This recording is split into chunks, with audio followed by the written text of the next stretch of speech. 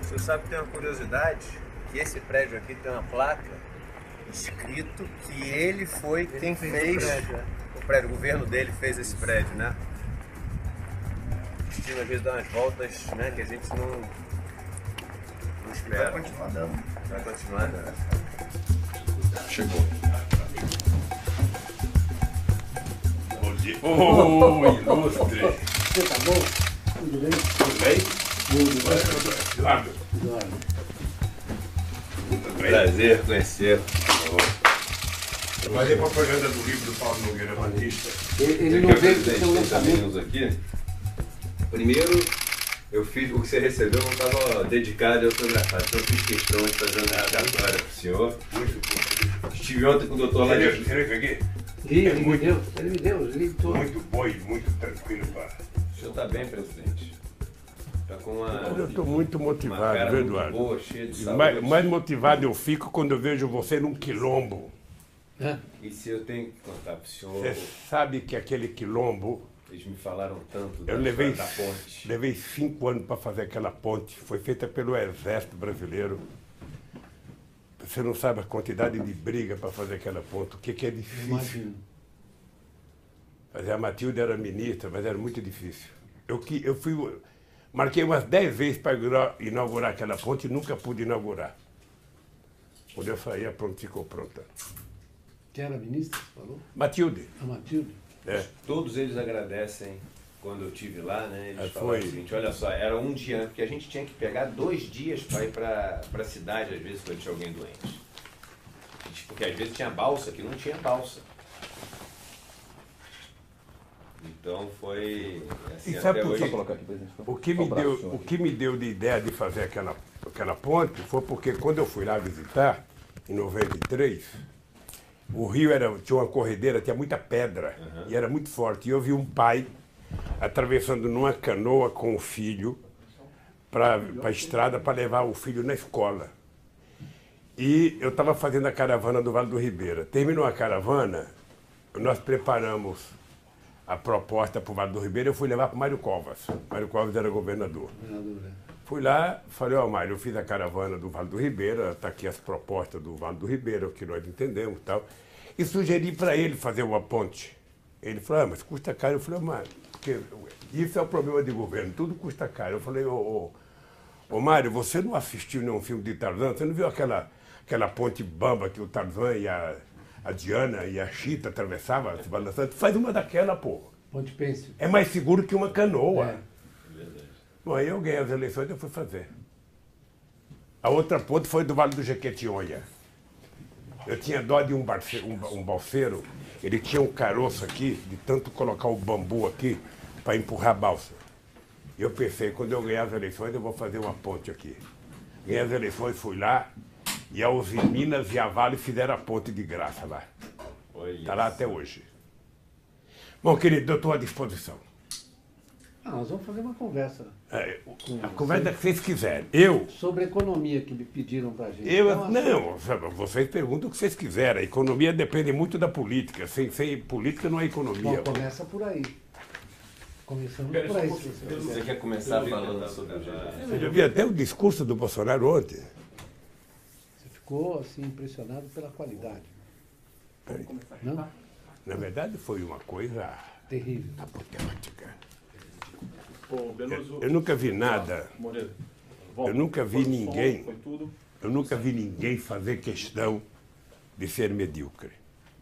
Ele preza por ser medíocre. E ele faz questão de mostrar, porque um homem que preside um país de 210 milhões de pessoas e a Nova York, na chance de fazer um discurso para o mundo, ele faz um discurso para os milicianos que votaram nele. É isso. Esse é que é o problema. Sem nenhuma preocupação Você falou com o o negócio mundo. da escravidão. Sem nenhuma. Só interromper Obviamente você. que tem muita gente boa que votou nele que não merece ser tratado sem respeito, mas ele não tem respeito.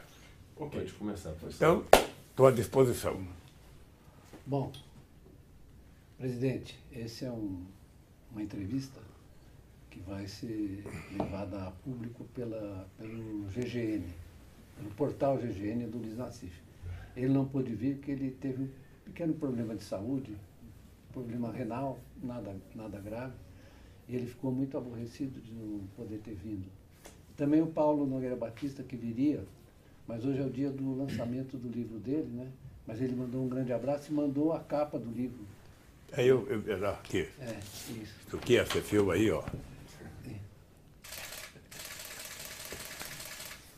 Então, nós vamos conversar sobre economia política e política econômica. Como você disse muito bem, a economia é inseparável da política, né?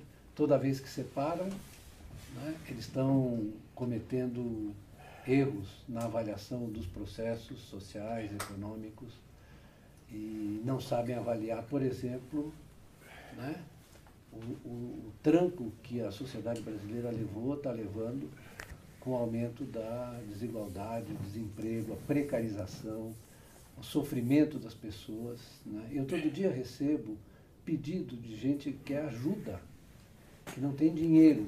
Você tem 26 milhões de famílias que não têm renda do trabalho, entre outras coisas, né? Como você teve uma experiência exemplar de redução da desigualdade, eu acho que, já que o nosso amigo aqui escreveu sobre isso, né, e nós gostaríamos de começar com esse tema do aumento da desigualdade nos últimos 5 anos. Né? Foi terrível. E aproveitando o gancho, o discurso do presidente atual do Brasil ontem na ONU foi um discurso onde ele teve 3.174 palavras. Em nenhuma das palavras ele falou desigualdade. A gente vive hoje uma das nações mais desiguais do mundo, onde o setor financeiro, o setor improdutivo concentra cada vez mais renda. E o presidente, em 3.174 palavras, não citou sequer uma vez a palavra desigualdade. Esse é um assunto, Eduardo, que, se for possível, eu gostaria de aprofundar. Claro. Porque o problema da desigualdade, os problemas sociais, a fome, ela não é vista por quem está no governo, sabe, como uma questão política, como uma questão prioritária. O pobre é um número estatístico que você utiliza de vez em quando, mas vamos passando, você não leva em conta. E é por isso que me empolga muito essas tuas visitas a esses lugares. Você sabe que quando eu tomei posse, em janeiro de 2003, eu peguei o avião presidencial, coloquei todos os ministros e fomos conhecer os lugares mais pobres do país. Que eu queria dar um banho de realidade nos ministros e dizer para eles, é para essa gente que vocês têm que governar. Não é para quem mora em Brasília. Uns aprenderam, outros não aprenderam, mas de qualquer forma, eu acho que a desigualdade, a injustiça social, o esquecimento dos pobres é uma coisa que faz parte da cultura brasileira. Eu estou aprendendo muito na leitura sobre a escravidão, sabe, que eu estou lendo. A segunda coisa que eu queria pedir licença para vocês, é que vocês façam a pergunta que vocês quiserem, gente. Olha, não tem. Se eu não souber responder, eu falo, não sei, me ensine aí e respondo por mim. Vocês nem fazem a pergunta. A terceira coisa que eu queria falar para vocês é o seguinte, eu queria primeiro pedir licença a vocês para me solidarizar aqui com a família da menina Ágata, sobretudo com o avô dela, porque quando eu vi na televisão ele gritando, eu lembrei muito da morte do meu neto. E eu acho que é injustificável a tentativa do governo justificar a insanidade mental que tomou conta do governo do Rio de Janeiro. Por isso a minha solidariedade à família da menina, que já são 5 que morreram esse ano. 5. E a segunda coisa, falar para vocês da progressão, que vocês devem ter visto na imprensa, que ontem venceu a data da minha progressão e tal. E eu orientei os meus advogados que eu não vou pedir progressão. Eu acho que pode pedir progressão quem é culpado, que está condenado e quer diminuir. Eu não sou culpado. Eu quero a minha inocência. Se alguém deveria pedir perdão, era o tal do Bolsonaro, o tal do Moro e o tal do Dallagnol. Então eu não vou pedir progressão, estou aqui muito tranquilo, estou ciente do papel que eu estou cumprindo aqui, estou ciente da safadeza e da canalhita que fizeram comigo, estou ciente do meu processo. E eu desafio todo santo dia, mesmo quando estou sozinho, o Ministério Público, o Poder Judiciário, através do seu Moro e de outros que me julgaram, a provarem R$1 ilícito na minha vida, ou uma conduta ilícita. Se provarem, sabe, eu fecho a minha boca. Mas então eu estou tranquilo, sabe? Eu tenho certeza que eu durmo mais tranquilo do que eles. Sei por que eu estou preso e, portanto, eu não vou pedir progressão. Eu quero, sabe, sair daqui inocente, 100% como eu entrei. Não aceito tornozeleira, porque eu não sou pombo-correio, sabe? E muito menos transformar minha casa numa prisão. Minha casa já é uma prisão por natureza, porque é um apartamento de 190 metros quadrados, não é grande coisa. Mas, mesmo assim, eu quero dizer para vocês, sabe, que eu não vou oficialmente pedir minha progressão. Vou ficar aqui esperando o que a justiça faz. Hoje tem um julgamento, eu não sei o que vai ser julgado, mas eu estou muito tranquilo. Eu até procuro não ficar me importando muito com o julgamento, porque, sabe, eu não estou aqui por minha responsabilidade, eu estou aqui por responsabilidade deles, então resolvam. Nesse período em que o senhor está aqui, existe uma falta visível de coordenação para que esses mais pobres, esses menos favorecidos, sejam ouvidos no Brasil. A maioria silenciosa do Brasil, hoje em dia, sente essa falta da liderança que o senhor sempre representou para eles.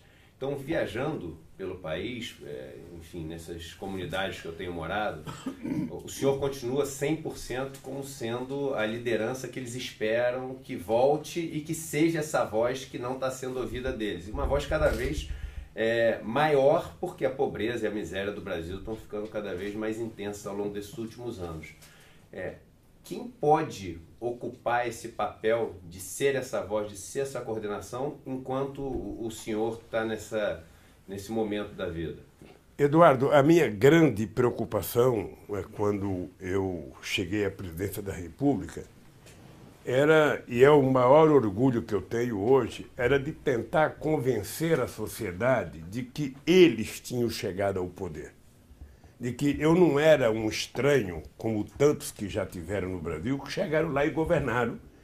Não, eu queria que eles sentissem que uma vez na vida eles colocaram um operário metalúrgico na presidência da República para governar prioritariamente para eles.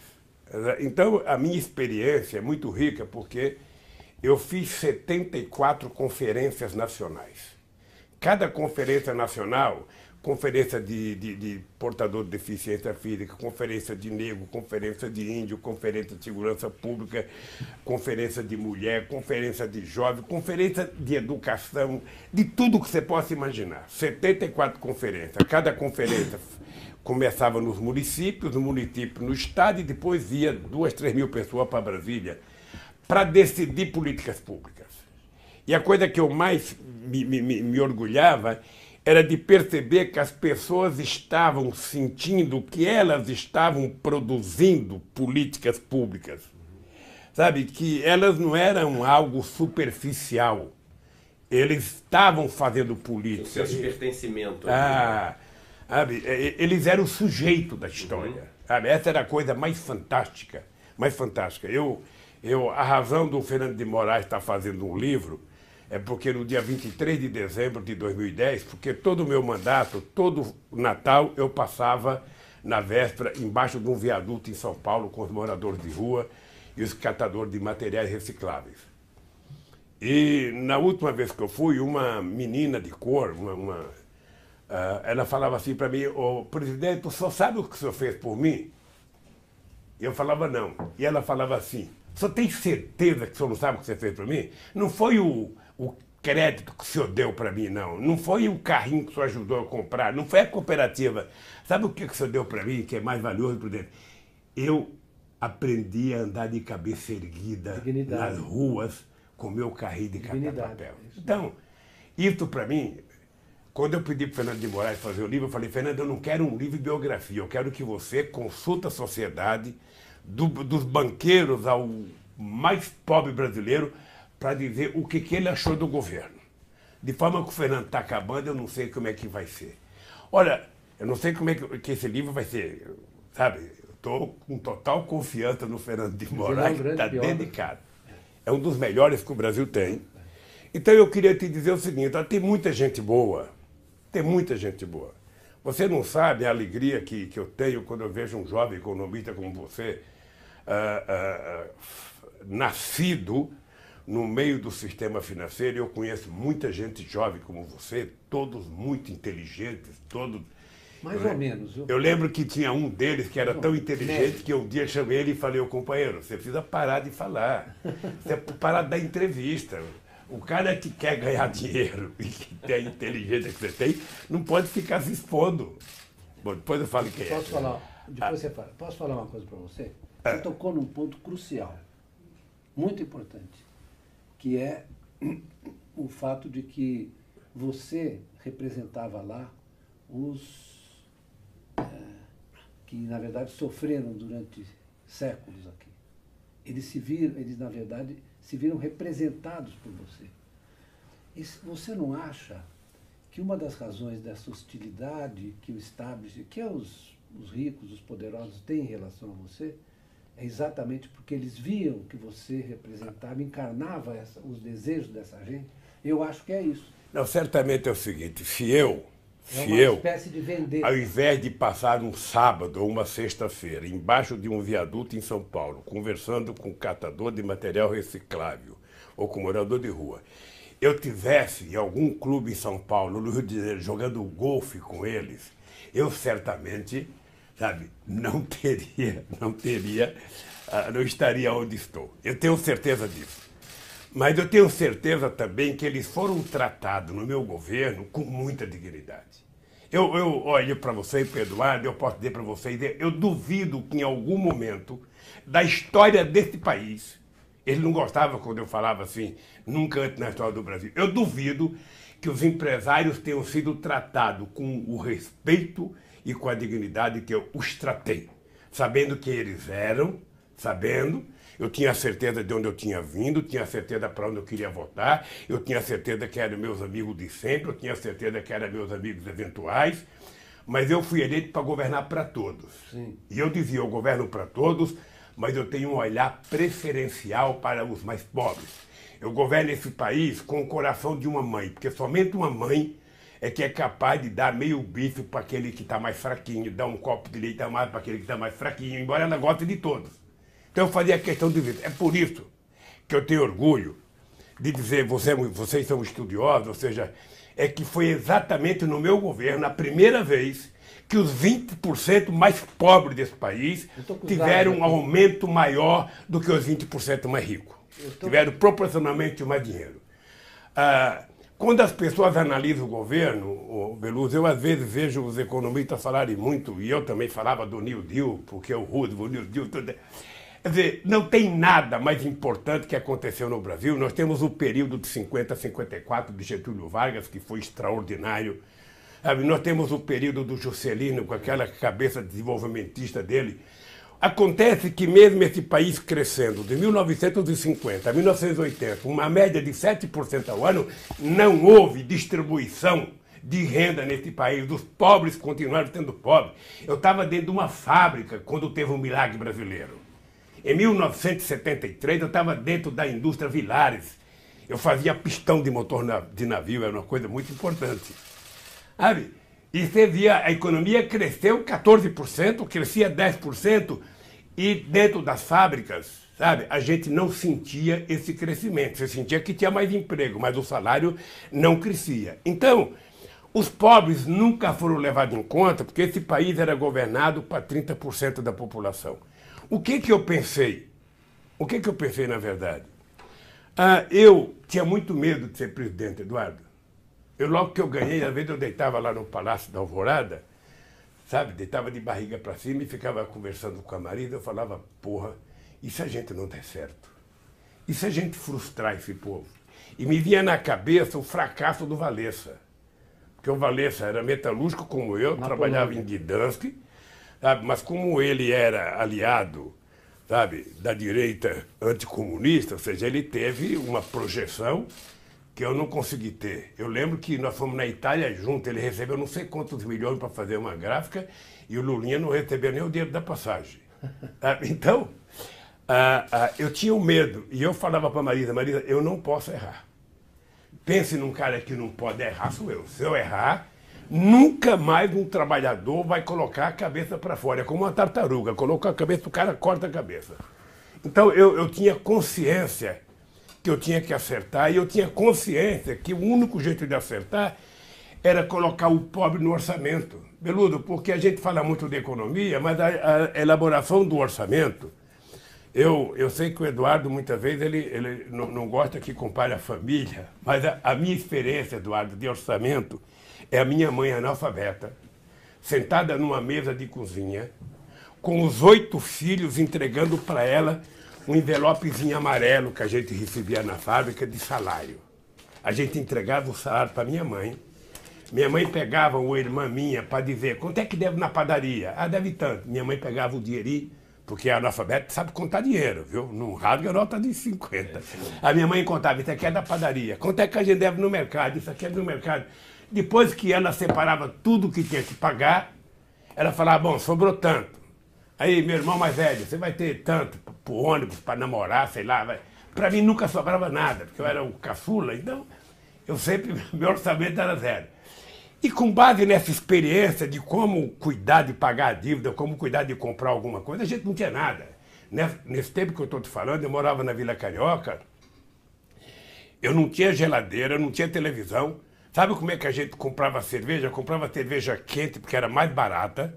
Colocava dentro de um balde e descia no fundo do poço, deixava lá 1 hora, 1 hora e pouco, para depois da gente tirar a cerveja mais geladinha.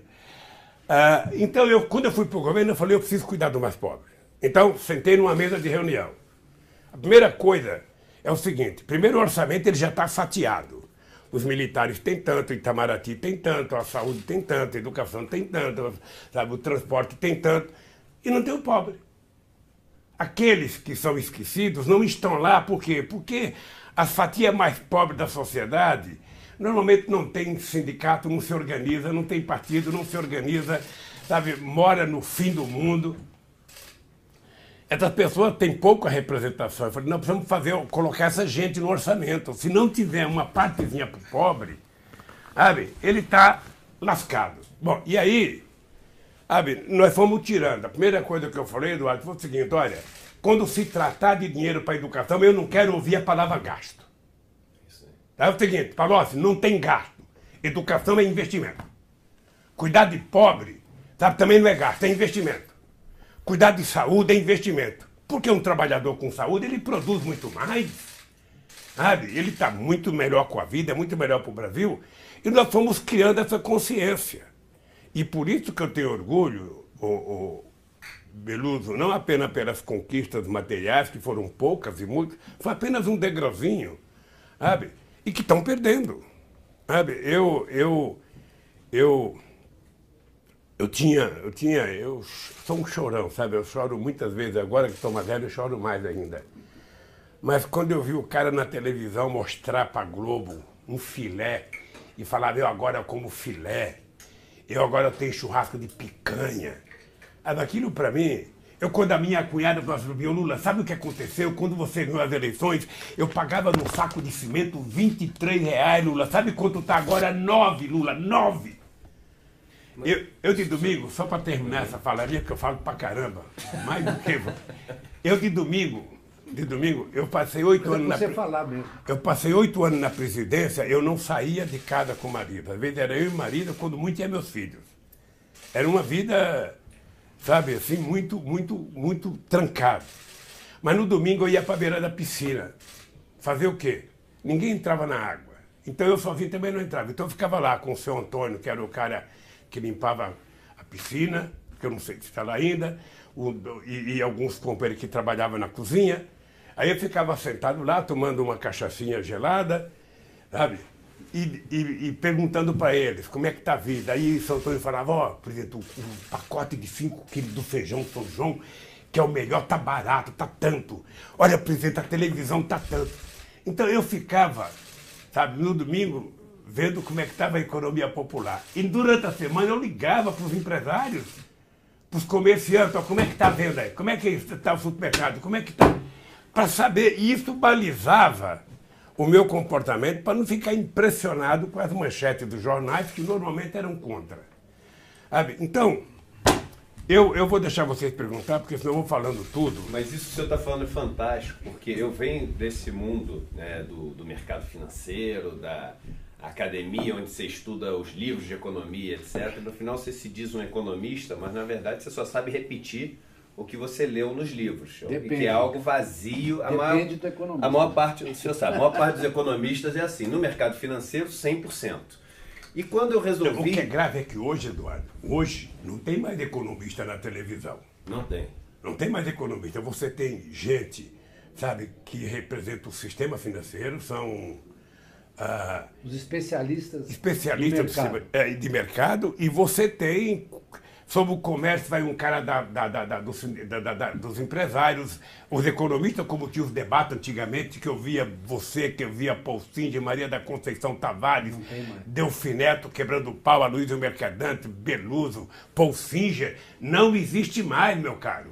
Mas é pior, né, presidente? Mas é o seguinte, piorou. Porque eu, por exemplo, faço um exercício diário de assistir a Globo News e eu ouvir as opiniões sobre economia. Eu não sei como é que vocês assistem a Globo News. Mas eu tenho que assistir. Porque Vocês inventaram uma história, me desculpe vocês intelectuais, inventaram uma história que é o seguinte: por que você assiste a Globo News? Ela tem meio ponto por cento. Ela tem meio ponto na pesquisa. Deixa eu te dizer uma coisa. Peraí, mas deixa eu falar que eu penso. Ela tem meio ponto na pesquisa. Sabe? Aquele pessoal que está lá poderia convidar vocês dois para o debate. Você acha que eles vão... Não convida? Não. Faz quantos anos que não tem um cara progressista lá? Só leva gente para defender a tese dele. Aí quando eu critico, eu não sei por que você vê a Globo News. Aí eu pensava assim, nós temos que ver, eles são formador de opinião pública. Olha, que formador que é Cristiano Cantanhede? Que formador? Ora, formador de opinião pública é o João Pedro Stedler, é o João Paulo, é o presidente da CUT. Esses são formadores de opinião pública. Mas aqueles jornalistas... Não, deixa eu falar uma coisa para você. Você acha que o Merval é formador de opinião pública? Mas é porque... A família dele. Esse é o pensamento dominante dentro das classes dominantes. Então é por isso que eu assisto. É para fazer um diagnóstico do que eles estão dizendo, do que eles pensam sobre as coisas, se é que você pode usar a palavra pensar para o que eles estão falando. O que eles estão pensando eu vejo na rua. Sim. A miséria, o abandono. Esse ponto que eu queria falar, o que eles estão falando é desconhecer isso que você está dizendo que você vê na rua. Quer dizer, eles encobrem na discussão toda da Previdência, vou te dizer. Né? Eles falsificaram tudo, disseram um monte de impropriedades sobre o que o negócio da Previdência resolveu ou não. É o que as pessoas repetem. Olha, a Laura Tavares, você conhece? A filha da Conceição Tavares, trabalha há não sei quantos anos da Previdência. Então, o que ela dizia para mim? Ô, presidente, até 2014, a Previdência era superavitária. Por quê? Porque vocês criaram 21 milhões de empregos formais. É isso. Porque foi legalizado 6 milhões de micro e pequenas empresas. Ora, na hora que você tem muita gente contribuindo, diminui o débito da Previdência. Na hora que você passa a ter 30 milhões trabalhando na economia informal, 4 milhões não sei o quê, 12 milhões de desempregados, ora, a Previdência será deficitária. Eu não acho, não vi um economista progressista, debatendo na televisão. Era só os caras que falavam o que os donos do poder queriam saber. Só favoráveis. Ou seja, quando na verdade você não discute reforma de Previdência em tempo de crise. Claro. Previdência não é para resolver crise, Previdência é para resolver o problema das pessoas que precisam de seguridade social nesse país.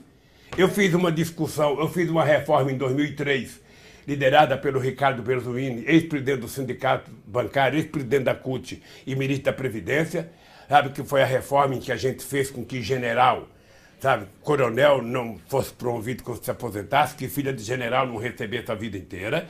Sabe? Por isso foi criado o PSTU, foi por conta de gente que saiu do PT por causa da reforma de 2003. Depois eu criei um fórum sindical, empresarial e governamental para discutir a estrutura sindical. que os empresários se retiraram. Depois, uma coisa que está em moda agora é a reforma tributária. Eu sei o que você pensa de reforma tributária, eu sei o que o Eduardo pensa, e sei o que eu penso, sei o que pensa Luiz Mercadante, sei o que pensa todo mundo. Acontece que a reforma tributária é tudo menos econômica. A reforma tributária, que é a coisa que melhor pode fazer distribuição de riqueza nesse país, ela não é vista assim, né? Ela não é vista assim. Eu fiz uma proposta de reforma tributária, Beludo, que se você entrar no Congresso Nacional, você vai perceber, ela foi entregue em abril de 2007, ela teve a aprovação de 27 governadores de Estado, ela teve a aprovação das centrais sindicais, ela teve a aprovação de todas as federações empresariais lideradas pela FNI no Brasil. E teve a aprovação de todas as lideranças no Congresso Nacional. Quando eu mandei essa proposta para o Congresso Nacional, eu pensei que ela ia ser aprovada por unanimidade, porque todo mundo concordava. Serra concordava, Marconi Perillo concordava, todo mundo concordava. Quando chegou no Congresso, o Aline Schneider era o presidente, não sei porquê, colocou o Sandro Mabel como relator. O que aconteceu? Não mandou. Por quê? Porque as pessoas mentem nesse país sobre a contribuição. Quando o cara quer vender a sua casa, ele tem uma casona. Quando ele quer pagar imposto, ele tem uma casinha. Quando ele quer vender a sua fazenda, é uma fazendona. Quando ele vai pagar ITR, é uma fazendinha. Então, ninguém nesse país paga 27% de imposto de renda, porque no efeito de cascata, você vai pagando, quando você chegar lá, não tem mais 27%. Porque 27% é ali que eu estou imaginando. Não tem 27%. O negócio mais alto lá, não é? E eu concordo, não vamos discutir aqui política tributária, porque eu já vi vocês discutindo tanto isso. É o seguinte, nós precisamos construir uma força política capaz de fazer com que o rico pague mais imposto nesse país. O problema, Eduardo, é a correlação de força é sempre desigual. Veja, quando eu fui eleito presidente em 2002, eu fui eleito presidente com 62% dos votos no segundo turno. No primeiro turno eu tinha tido 48% ou 49%. Eu só elegi 91 deputados, de 513. Elegemos quanto? 10 ou 12 senadores de 81. Então é importante que a gente comece a imaginar que nós temos que ir trabalhando a politização da cabeça da sociedade para ela perceber que não adianta votar num galo de briga para ser presidente da República e depois votar num monte de raposa para tomar conta do Congresso Nacional, porque as raposas vão comer o galo de briga. Essa é uma lógica que nós precisamos fazer. Senão, como é que se explica um país, a segunda nação negra do mundo, depois da Nigéria, tem meia dúzia de negros no Congresso Nacional? Sabe? Você ter 52% da população mulher e você tem meia dúzia de mulher no Congresso Nacional. Como é que se explica o sem terra, com o que ele representa, só tem 2 deputados federais, enquanto a bancada do outro lado estão 200 e poucos deputados. Então, nós precisamos repensar o jeito de fazer política, o jeito de fazer o discurso, como convencer as pessoas a perceber que ele tem que votar de acordo com o que eles querem. Foi assim que eu descobri a necessidade de criar um partido, Eduardo. Só para você me conhecer, em 78, eu achava que eu era esperto, eu era ignorante. Eu vi muitas histórias tuas que a minha esposa contou, porque minha esposa estudou muito a sua história. Foi Dona Marisa no filme, né? Então, quero que você dê um abraço para ela. Ela mandou um abraço enorme para o senhor. Então, veja, por que eu criei um partido político? Eu fui ao Congresso Nacional porque em 1978 o Geisel mandou uma lei, o ministro era o ministro Arnaldo da Costa Prieto, criando as categorias essenciais, que não poderiam fazer greve. Bancário não poderia fazer greve, professor, frentista de posto de gasolina. Aí eu fui a Brasília. Aí o Arnaldo da Costa Prieto fez um pronunciamento em rede nacional de televisão dizendo que os dirigentes sindicais que fossem a Brasília iam ser caçados. Olha que maluquice. O que eu fiz? Eu pedi licença do sindicato, me afastei, dei posse para o vice e fui para Brasília. Cheguei em Brasília e comecei a andar no Congresso Nacional. Aí eu descobri que de 513 deputados tinha 2 operários. Tinha o Aurélio Pérez, que era, sabe, do PCdoB, mas dentro do PMDB, metalúrgico de São Paulo, e tinha o Benedito Marcílio, metalúrgico de São Bernardo do Campo. Não tinha mais nenhum trabalhador. A nenhum. Não lembro se o Marcelo Gato, não, o Marcelo Gato acho que tinha perdido a eleição. Que era, Já não era mais. tá? Então, eu voltei para casa pensando, pô, mas eu sou um babaca mesmo. Como é que eu quero que esse Congresso vote leis que atendam aos interesses da classe trabalhadora se ela não está aí? Os que estão aí são exatamente... E teve um deputado de Pernambuco que falou assim para mim, ô Lula, vai bobagem você ficar andando por aí. Nós sabemos que vocês não votam na gente. Então, para de andar, a gente sabe, vai votar com o governo. Aí foi daí que surgiu a ideia de criar o PT. E liberando a palavra para vocês, eu queria dizer uma coisa que eu ia dizer no começo, eu esqueci. Eduardo, você sabe que meu filho, logo que eu fui preso, meu filho trouxe um livro seu para mim ver, para me ler, o Fábio. Ele falou, pai, ó, esse livro aqui é muito bom, esse jovem economista, sabe, não sei das contas e tal. Eu falei, economista é tudo igual, eu já li muito livro de economista, todo ele fala a mesma coisa. Sabe? Não tem a menor importância para o livro.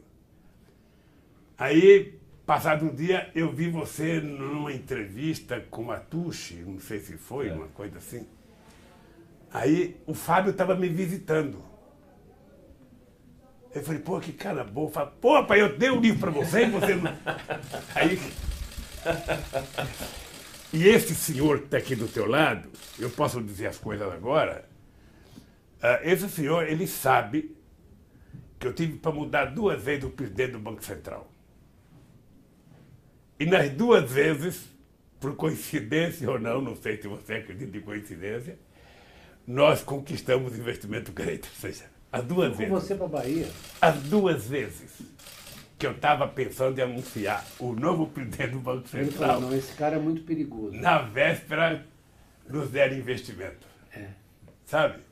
Mas você sabe que eu aprendi com isso que o senhor está falando, muito de economia, porque a visão que existe na classe dominante, branca, rica, do Sudeste, principalmente do Brasil, da economia, ela se mostrou para mim absolutamente equivocada quando eu comecei a ir para o sertão do Nordeste, para o interior do Sul do país, para as regiões metropolitanas, onde você tem as comunidades mais carentes.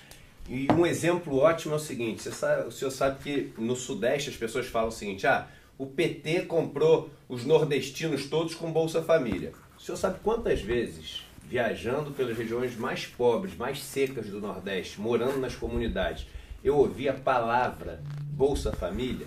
Eu não ouvi nenhuma. Eu ouvi Luz para Todos e Programa de Cisternas. Ou seja, as pessoas que hoje em dia estão no poder econômico, tomando as decisões, elas não têm ideia do que faz a diferença na vida dessas pessoas que têm a pobreza. Então, quando o governo do senhor põe uma cisterna na casa de uma pessoa, isso muda completamente a história daquela família. Eu ouvi de uma pessoa, e foi a frase mais forte que eu ouvi, foi o seguinte, antes de ter essa mudança do Luz para Todos e das cisternas, a gente tinha que fazer o que o dono das terras e o dono da água mandava para a gente, e a gente ia reclamar com o prefeito, mas o prefeito era do fazendeiro. Ia reclamar com o juiz, mas o juiz era do fazendeiro. Então a gente tinha que aceitar todas as violências que faziam com a gente. E só uma coisa fazia a gente acordar com esperança para poder seguir adiante. Era achar que eles iam para o inferno e a gente ia para o céu. Isso foi uma das coisas mais fortes que eu ouvi. E essa noção do que o pobre precisa, como é que você vai ter num governo que você tem hoje em dia, que é todo formado por brancos, homens e ricos? Como é que isso é possível? E como te ajudou no governo ter representantes desses... Brancos e ricos e ignorantes. Porque é o seguinte, as pessoas pensam que eles aprendem a ficar inteligente na faculdade. Uhum. Tá? As pessoas não fazem diferença sequer do que é o conhecimento específico do que é inteligência. Não faz. O cara pode ser até um capitão do exército, mas ele pode ser um burro, um jumento, sabe? E se tratando de política, sabe? O cara não tem nenhum conhecimento. Isso vale para todas as profissões, vale para metalúrgico também. Então, as pessoas não têm dimensão do que é política pobre. Um companheiro que nasceu em Pinheiros, que nasceu, sabe, em Copacabana, que nasceu em Boa Viagem, em Pernambuco, que nasceu em Salvador, no centro da cidade, Ele não sabe o valor, sabe, de uma luz elétrica, ele não sabe o valor de uma água, ele não sabe o valor, porque ele já nasceu com tudo aquilo. Ele não sabe o que é o valor de nós termos construído 1.350.000 cisternas nesse país. Sabe? Isso para as pessoas comerem e 260.000 cisternas produtivas, que é para irrigar já uma pequena horta. Eles não têm noção disso. O programa Luz para Todos, eu fazia questão de dizer, Eduardo, o seguinte: o programa Luz para Todos, ele gerou por volta de 490.000 trabalhadores, porque o programa Luz para Todos era 80% do governo federal, 20% dos governos estaduais, e a gente obrigava que a mão de obra fosse contratada no local, no estado. Gerou por volta de 490.000 trabalhadores. Mas um dado que eu sempre... No Amazonas, só para você ter ideia, um poste de madeira pesava 190 quilos, era muito difícil para carregar. Foi feito um poste de resina para ir boiando dentro da água. Fizemos 168.000 postes de resina para poder levar luz para todo o Amazonas. Mas o que é importante? Nós utilizamos, no Luz para Todos, 1.200.000 transformadores, 8.600.000 postes e 40.000 quilômetros, olha, eu vou ter o número aqui exato, 40.000 quilômetros de fio. 40.000, sabe o que daria isso? Na verdade foram 1.600.000 quilômetros de cabos elétricos. Isso daria para dar 40 voltas no planeta Terra. 40 ou 35 voltas no planeta Terra. A quantidade de material utilizado para colocar luz para todos, que para alguém que nasceu ali na Torre da Gazeta não tem nenhuma importância. Porque ele não sabe o que é uma mulher cozinhar à luz de candeeiro. Eu conto uma famosa história do Ceará, de uma mulher que começou a ficar acendendo a luz e apagava, a luz e apagava, a luz e apagava, a luz e apagava. E o marido falou, sabe, não sei se falou meu amor, não sei se falou, mas falou alguma coisa carinhosa. Por que você faz tudo isso? Ela falou, porque eu nunca vi meu filho dormindo. Uma coisa dessa não aparece nas estatísticas, sabe? Na planilha do Excel não tem isso, né? Na planilha que o cara fica fazendo conta não tem isso. Não tem. Se tem um cara que se reuniu muito com o banqueiro, fui eu. Muito, mas pensa num cara que se reuniu muito com o banqueiro, fui eu. Sabe, com o empresário, fui eu.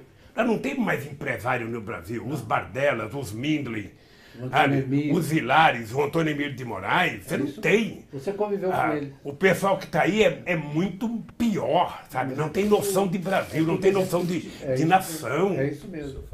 Não tem noção de nação. Eu falando isso para ele, não tem noção de pertinência ao país. Veja o presidente da Fiesp, o que é o Paulo Scarfe.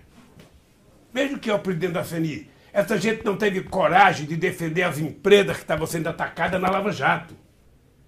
Eu não queria que defendesse corrupto, eu queria que eles defendessem a honradez da empresa, porque se a empresa praticou um crime, a empresa jurídica não pratica crime. Quem pratica crime é a pessoa física. Então você prenda a pessoa física e solta a empresa tem que continuar produzindo, gerando emprego, pagando salário, produzindo para o país. O que é que eles fizeram? Ao contrário, fingiram que prenderam os ricos, liberaram, sabe? Liberaram, não sei se alguns colocaram até tornozeleira de ouro, porque eu sei que tem nego que mora na praia, nego que mora no céu, tudo com tornozeleira, sabe? E as empresas quebraram. Você sabe quanto só na construção civil foi 1.100.000 trabalhadores que perderam o emprego. Exatamente. Essa gente não cometeu crime e tá castigada. É isso mesmo. Quer dizer, a Petrobras não é uma empresa de petróleo, gente. A Petrobras era a maior fomentadora do desenvolvimento industrial nesse país, de pesquisa, sabe? A primeira coisa que eles fizeram foi tentar vender a imagem da Petrobras como uma coisa podre, negativa. Eu tenho orgulho, Eduardo, porque eu me considero um cara ignorante em economia. Mas eu tenho orgulho de passar para a história como o cara que fez o maior processo de capitalização da história do capitalismo mundial. Não foi em Tóquio, não foi em Nova York, não foi em Boston, foi exatamente na Bolsa de Valores de São Paulo, quando nós colocamos 70 bilhões de dólares na Petrobras e transformamos ela na segunda empresa de petróleo do mundo. naquele instante, sabe, por conta do pré-sal. Então, o que eles estão fazendo agora? Eu estou aqui dentro, preso, mas eu não sei como é que vocês suportam lá fora, vendo eles destruir o nosso país. Destruir. Deixa eu te falar, a lógica desse negócio não é da construção, é da destruição. A política econômica deles é da destruição. Nós estamos, acabar com tudo. Ô Beluso, nós estamos com o nosso advogado entrando com um processo nos Estados Unidos, utilizando a lei da transparência, porque eu ainda quero provar que o Departamento de Justiça dos Estados Unidos tem muito a ver e que somente os americanos ganharam com toda essa safadeza na Petrobras. Porque quando ele fala, porque devolvemos alguns milhões para o Petrobras, devolveram. E quanto deixaram, sabe, de pagar em salário? A economia brasileira perdeu 142 bilhões ou mais. E essa gente não fala nada. Ou seja, essa gente não diz nada. Eu às vezes fico nervoso com meus companheiros. Não vou ficar citando aqui, porque quem está preso não pode ficar nervoso com o companheiro lá fora. Mas eu acho que nós nunca tivemos tanto motivo para brigar como agora. Não posso vai brigar. Posso fazer uma... Eu vejo todo mundo falar, é preciso ir para a rua, é preciso ir para a rua. Ah, mas o cara que fala é preciso ir para a rua, ele tem que ir. Tem que ir. Ah, quando eu falo é preciso ir, é para os outros ir, não, eu tenho que ir. E tenho que dizer o que eu quero. Liderança você tem muita, você tem bastante liderança, cada um com seus defeitos, cada um com as suas virtudes, né? Porque esse é o problema, você tem. Para não citar ninguém do PT, poderia citar um menino novo, como o Boulos, poderia citar todo o pessoal do Sem Terra, de que eu respeito muito profundamente, poderia citar, sabe, várias lideranças do meu partido, poderia citar do PCdoB, poderia citar até o Ciro Gomes, que não gosta de mim, eu cito ele. O problema do Ciro, sabe, é que ele está num momento de tanta inteligência que ele fala bom dia, você vai responder, ele responde por você. Ele nem deixa responder, porque ela acha que eu não sei responder. Então, é preciso menos arrogância, porque política é um entrosamento químico entre os seres humanos. Ou seja, eu não preciso gostar de tudo que o Eduardo me fala, o Eduardo não precisa concordar, mas nós temos um limite. Eu considero um casamento. Eu fui casado 43 anos, sabe? Só com uma pessoa, e eu acho que o casamento é o maior sinônimo de como se fazer democracia. O casamento é uma política eterna de concessão. Você faz concessão toda hora e você também conquista toda hora, porque a sua parceira faz concessão. E se você tiver filhos, você tem que fazer mais concessão ainda, porque se você não fizer, destrói o casamento. É por isso que eu sou um especialista em democracia. Porque eu gosto de fazer concessões nas conversas. Por que eu criei o Conselho de Desenvolvimento Econômico e Social? Chamei os grandes empresários logo no primeiro mês de governo, Eduardo. Não sei se você sabe, quando eu criei o Conselho, eu convidei os empresários, o Gerdau e outros foram no Hotel Nahum fazer uma reunião, como se preparar para enfrentar a turma do Lula, sabe, lá na presidência da República. Eu fiquei sabendo, porque também lá no meio dele tem um delatorzinho. Aí eu fiquei sabendo. O que eu fiz? Preparei a mesa. Seguinte, o Gerdau vai sentar numa mesa, perto dele vai estar um índio, perto dele vai estar um metalúrgico, perto dele vai estar um pastor. Eu fiz umas composições bastante heterogêneas para todo mundo se sentir bem. Quando eu terminei o mandato, o conselho funcionava como se fosse um convento. Todo mundo era amigo de todo mundo e todo mundo produzia política para todo mundo. Quantas coisas nós fizemos que saiu dessa gente? Participei do conselho. Porque, sabe o que acontece, Eduardo? Se um dia você for trabalhar no governo, ou for presidente, ou for ministro da Fazenda, você vai perceber que na hora que você sentar para fazer o orçamento, se você não disser claramente para quem que você quer governar, sabe, os pobres ficam de fora outra vez. E eu era turrão. Porque se depender de ministro da Fazenda, nunca vai sobrar dinheiro. Se você esperar sobrar dinheiro para fazer política pobre, você não vai fazer. Fazer política para pobre, manter relações comerciais e bilaterais com a África e com a América Latina é uma questão de paixão. É uma questão de opção. Você sabe que coragem é uma palavra que vem, o coração que age, né? Coraticus, do latim. E não tem como você ter uma ação que vem do coração para essas pessoas que são mais pobres se você não conhece a pobreza. E realmente as classes que tomam as decisões hoje em dia no país não conhecem, não têm noção nenhuma do que acontece a 10 quilômetros da casa dele. Eu posso te contar um dado de companheiros meus, Guido Mante, que é meu irmão, o Beca, sabe? Que agora está trabalhando, fazendo uma proposta de política tributária, trabalhava com... O API. Eu lembro que quando eu fui... Você está lembrado que eu queria desenvolver o país, então eu preciso fazer alguma coisa, então eu inventei a política do puxadinho. O que é o puxadinho? Porra, todo cara que compra uma casa do sistema financeiro, porque as casas é que nem um pombal, né? Quer dizer, o cara comprou uma casinha, eu, Marisa e 3 filhos numa casa de 33 metros quadrados. Pense, 33 metros quadrados. Eu, Marisa, 3 filhos e a mãe dela. Eu brincava sempre que a cama era tão encostada no guarda-roupa que a minha canela era cheia de ferida, tanto bater na cama, sabe? Quando você colocava o fogão, tinha que ter a geladeira. Quando você colocava a geladeira, era muito apertado. Muito apertada a casa que eu morava, mas demorei 33 metros quadrados. Então, tudo que o cara quer é fazer um puxadinho. Mesmo que ele não tiver carro, ele quer fazer uma garagem, ele quer fazer um puxadinho atrás na cozinha. Então, nós inventamos a política do puxadinho. Sabe? Você não tem noção do sucesso. Financiamento de material de construção pela Caixa Econômica Federal.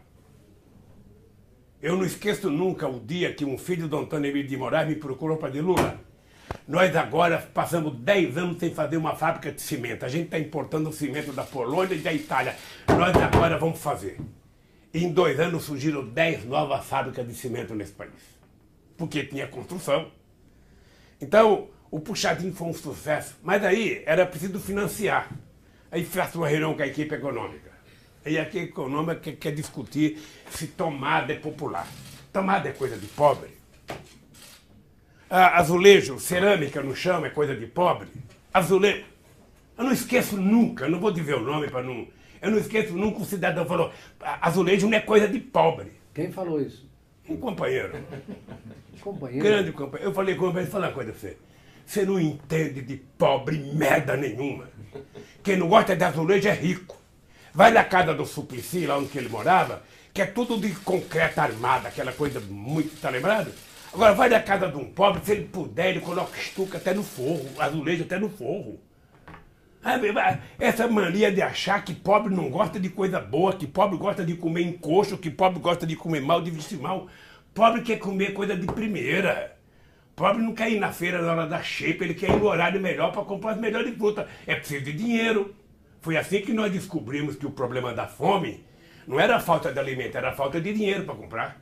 Porque o mundo... Daí o Bolsa Família. Então, essa gente não compreende. E olha só, esse do alimento, tem até a gente falou dessa experiência que eu tive no quilômetro de Vaporunduva, né? Olha a besteira que esse governo que só pensa em economia faz.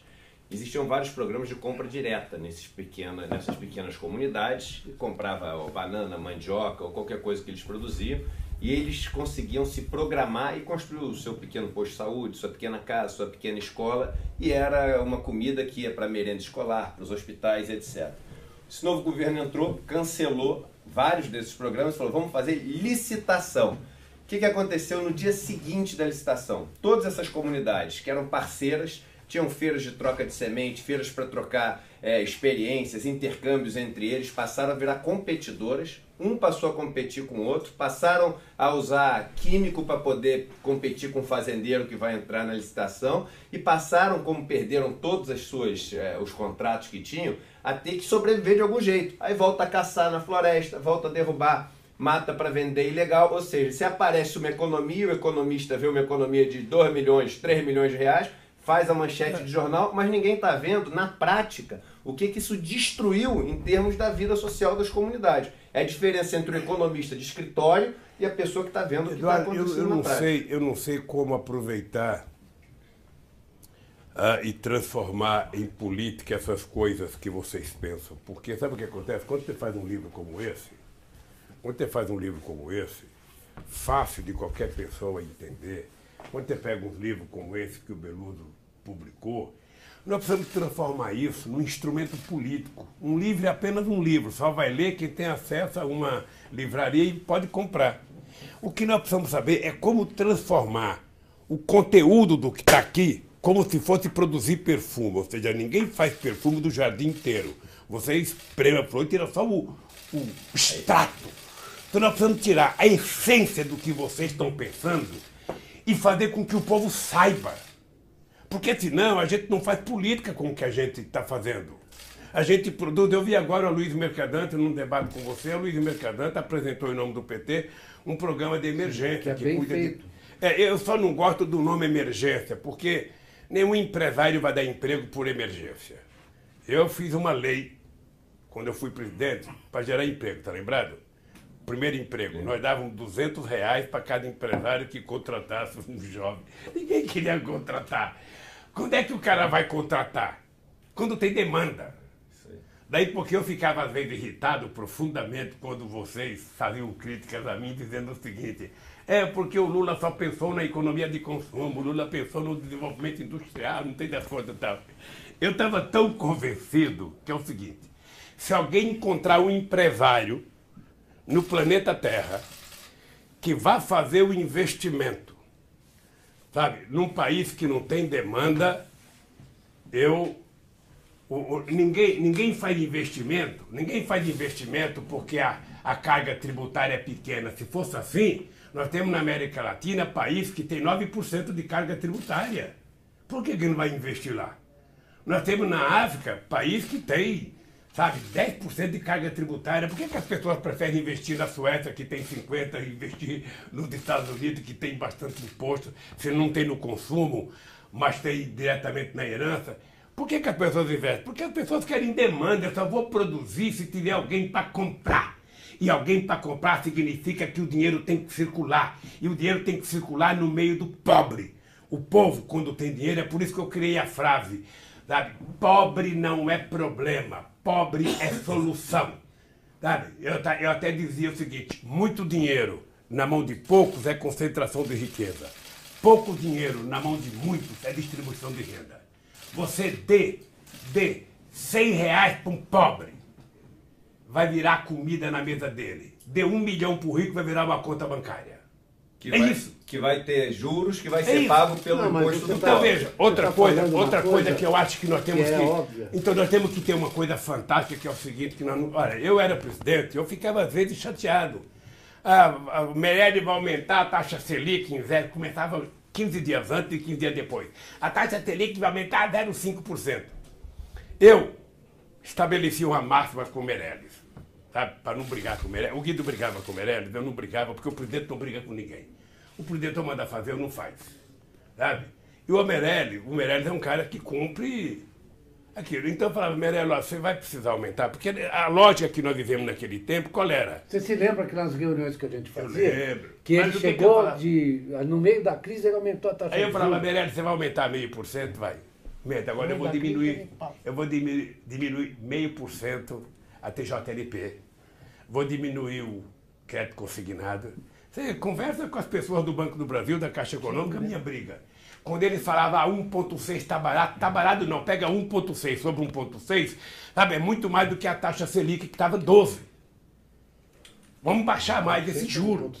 Então, o que eu acho? Sabe o que eu ficava raivoso? Porque quando o Meirelles aumentava 0,5%, a Fiesp gritava, o Paulinho da Força Sindical gritava, os meus amigos no Congresso gritavam, e ninguém ia na Casa Bahia para ver os juros que eles estavam cobrando de um cara que compra um radinho.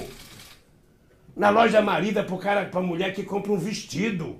No tal da van do Louro José aí, quando o cara compra um produto lá, quanto tem embutido de juros ao ano, gente? E não tem uma revolução por isso? A gente briga tanto com a taxa Selic e não briga com os prédios bancários, que é que mata o povo? Esse mata o povo, esse é na veia. Esse é exatamente na veia. O cara vai lá, compra uma geladeira, quando ele está acabando de pagar, já precisa trocar a geladeira, porque os produtos hoje são bastante pouco duráveis. Ou seja, então, eu não vejo os deputados ir na porta das lojas fazer, eu não vejo os deputados ir na porta do banco cobrar a questão da taxa de spread no cartão de crédito. O cara que tem um cartão de crédito pensa que é esperto, ele é um bobo. Porque E ele isso sabe... explica muito o fato de agora estar caindo a taxa de juros novamente, estamos na mínima e todo mundo acha que agora vai crescer. É porque o cara não entende o que o consumidor paga de juros, é mais de 300% ao ano. E aí uma pergunta já emendando nessa para o senhor. Quem poderia entrar mais firme nisso para poder combater esses spreads seriam os bancos públicos. E agora estão falando em privatizar os bancos públicos. Como você vai conseguir dar essa independência financeira para esses escravos financeiros, que são escravos financeiros, quem toma uma dívida a 300% ao ano, se você privatizar os bancos públicos? Nós devemos a famosa marolinha de 2008 aos bancos públicos. Eu não esqueço nunca, eu liguei para o Obama, que o Obama estava demorando para tomar decisões sobre a questão da GM, da Ford, que estavam mandando muita gente embora. Eu liguei para o Obama. Eu falei, Obama, aqui no Brasil, eu queria te falar o que a gente está fazendo. Você precisava criar um BNDES aí, você precisava criar uma Caixa Econômica com o Banco do Brasil. Porque nós estamos utilizando esse banco, eu não esqueço nunca. Não esqueço nunca. Eu chamei o presidente do Banco do Brasil. O Brasil tinha parado de financiar carro usado. Aí o Bradesco, se não falei a memória. Eu chamei o Banco do Brasil. Itaú. Era um deles, eu não sei. Parou de financiar carro usado. E se você não vende carro usado, você não compra carro novo. Pelo menos no meio dos pobres é assim. Não para, não. Aí, chamei o presidente do Banco do Brasil. Eu quero saber se vocês têm condições de financiar carro usado. Ah, nós não temos expertise. Eu, na verdade, nem sabia o que era expertise. Sabe? Aí eu falei, o que é expertise? Aí ele falou, eu falei, então é o seguinte, vamos comprar expertise. Compramos uma parte do Banco Votorantim, que tinha uma carteira de 90 bilhões, tá lembrado? Sabe? Da mesma forma, sabe, a Caixa Econômica de São Paulo, nós compramos a Caixa Econômica, sabe, de São Paulo, que o Serra cobrava juros mais alto do que o governo federal. Os bancos públicos serviram. Nós colocamos 100 bilhões, tá lembrado? No BNDES, claro, para financiar. Estou lembrado, sim. Esse é o papel do... O governo não pode ser empresário, Eduardo. O governo tem que ser o indutor. Sabe, vamos dizer, o governo é o maestro, sabe? E o ministro da Fazenda, se bem informado, ele é o primeiro violino. Sabe? Ele é o guia lá. Solista. É.